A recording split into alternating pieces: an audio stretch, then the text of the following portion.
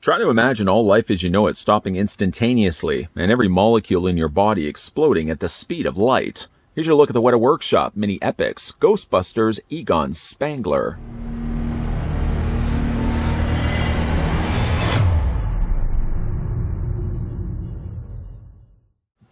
From Weta Workshop, the Ghostbusters mini epics are high-end vinyl figures that have been digitally sculpted by 3D artist Muro Santini.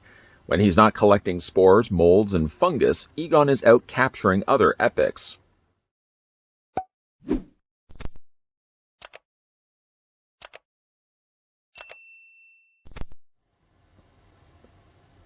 Just before we get things started, when we compare some sizes with Spengler by bringing in some of the other mini-epic Ghostbuster collectibles we've looked at so far.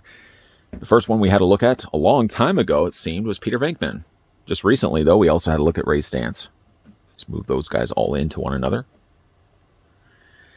And again, if you can overlook the fact that the price point of these are so high, in fact, I actually made a mistake. When we were looking at these before, I quoted, saying that they were $41.99. In actual fact, I looked at one of the label stickers, the pricing stickers I peeled off just before I put the box in the review, and it actually says $43.99. So they're about $44 a piece. A little higher, yes, but I think you're getting nice looking collectibles when it's all said and done. We can also have a look at, there he is next to Slimer. Let's just free up a little bit of space, bring Slimer in there so you can see there's the four Ghostbusters we've looked at so far. Well, technically three Ghostbusters and one of the ghosts. We still have to look at Winston Zedmore, and of course we still have to look at Zool, one of the Terror Dogs as well. And once again, these mini epics come included with a display stand. So I must have just not gotten a display stand with Peter Venkman because so far Ray Stantz and Egon have come included with clear stands.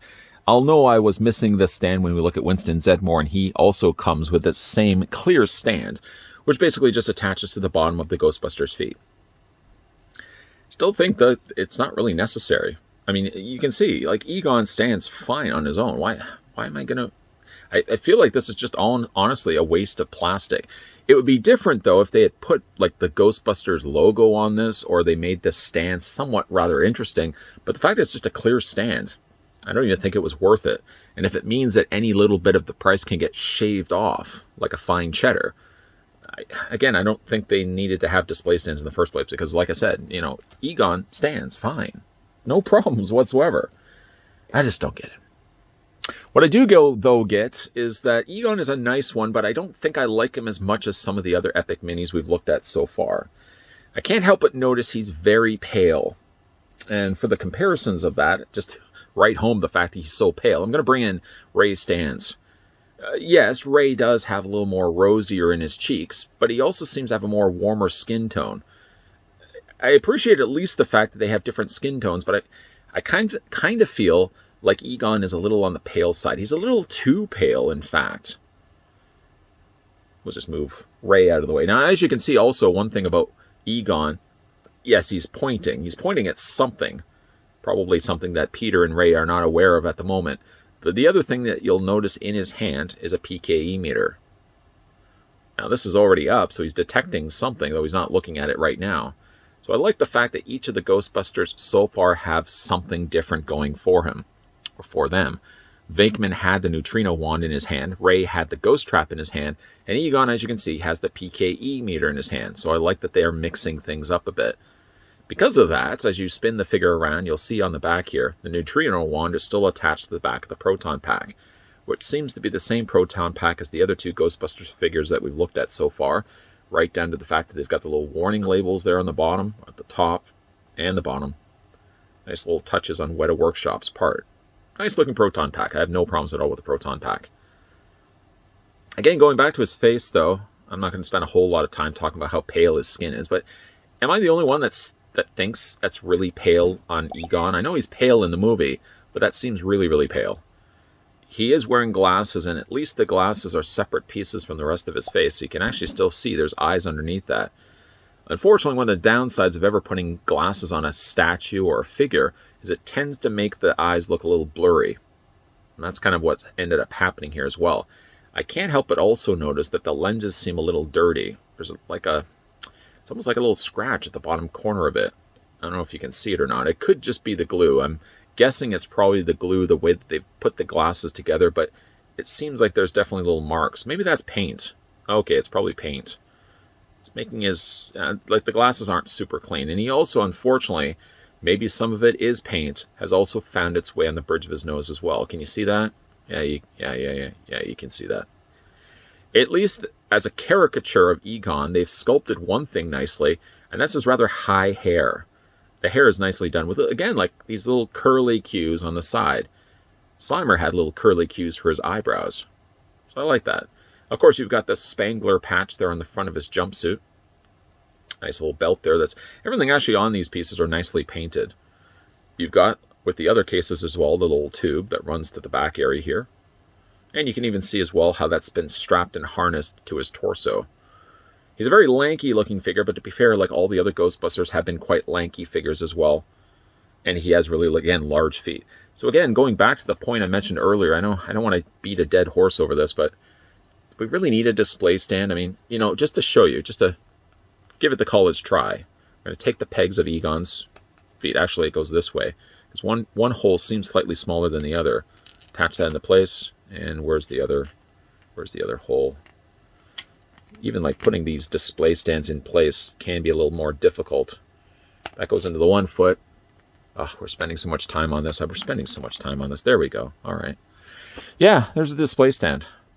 It doesn't bring anything to the table. Again, if it was, I don't know, the interior of Gozer's lair, or if it was a slime stand, yes, then I would be all for the idea of getting a display stand with these figures. But really, as it stands right now, I see what I did there. It really doesn't need it. He stands fine on his own. And really, again, if you're going to be taking the other Ghostbusters, let's bring those other Ghostbusters in right now. I mean, you know, if you have them on display stand, you really can't put them too close to with one another. You sort of have to make sure that they're not stepping over each other's display stands. So at the end of the day, I'm just going to leave the stands off. As you can see, the ones on either side of Egon stand fine. Why did we need to include a display stand? Even if it means like $1 or $2 off the price point. These things are expensive already as they are. Again, I don't think they really need a display stand at all. That's just my own personal opinion. Though looking at the three, and we don't have yet Winston Zedmore. Let's get him off the stand. There we go. Not having Winston Zedmore just yet. Now, you see what I mean? You'd never be able to get them this close when you've got the display stands getting in the way of things. But even though we don't have Winston Zedmore looked at just yet, I feel like Egon Spengler could be the weakest of the three. The other two are good head sculpts, and I feel like they still got a good caricature of Harold Ramis, but the skin is too pale, and his glasses are a little on the messy side. And unfortunately, again, something has happened to the top of his nose, which is a little harder to see from a distance. You notice it a lot more, though, when you look really closely at it. Even though I think Egon Spengler is the weakest of the mini-epic Ghostbuster characters that we've looked at so far, I'm uttering that phrase my parents used to always say to me, well, we've come this far. Usually it has nothing to do with buying mini-epics, but the idea is if you've gone this far of collecting the line, you're probably going to be finishing the journey and getting then Egon, Winston Zedmore, and a Terror Dog. Let's just say you're collecting at the same rate that I'm reviewing these. I mean, ideally, if you're going to be getting Peter and Ray, you're probably going to either finish the trio and have Egon as part of the mix, or you're going to be finishing the quartet. That's 4 of them, by the way, and you're going to get the Winston Zedmore. Even though he's not as good as the other two. It would feel out of place not getting Egon, having already had the other two characters in my collection. As certainly it goes to finish off the rest of the Ghostbusters, it's nice to have Egon. I wish his skin wasn't as pale as it is, and of course there's some problems with paint on his face. But, overlooking those, the glasses and the skin tone, it's a nice posed-looking Egon. I really like that they also put the Pke Meter in his hand. He's pointing at something. I don't really know what is he pointing at something behind me? Okay, now I don't want to turn around. I don't want to turn around. Is there something standing behind me right now? I don't want to turn around. What do you guys think, though, of the Mini Epics Ghostbuster Egon Spengler from the folks over at Weta Workshop? And, of course, if you're taking a tally right now, checking off so far what we've done thus far, we still have Winston Zedmore to have a look at, and we still have a look at the Zool Terror Dog, which is so far, I can't believe I've actually waited this long to have a look at that one. I really wanted to start the reviews with it, but seeing as I've already started with Venkman, I thought, okay, just take a break with Slimer, and we'll have a look at the rest of the Ghostbusters. And then finally we'll look at Zool. And I feel kind of bad now saying that, because now Winston Zedmore is thinking, oh geez, I'm just kind of the filler review. You're never the filler review, Zedmore. You're never the filler review. If you guys are new to this channel, though, enjoying all the content you're seeing, be sure to hit that subscribe button down below. Be sure as well to turn the bell notification on, and be sure as well to make sure you're coming back to this channel, because yes, Winston Zedmore, not the filler review, will be coming up after this. And then the Zool Terror Dog, totally the thing I wanted to look at the first time around. It will be coming up right after that, in sort of that order. Well, in that order. Lots of stuff coming your way, guys. So as always, thanks for watching. See you guys next time.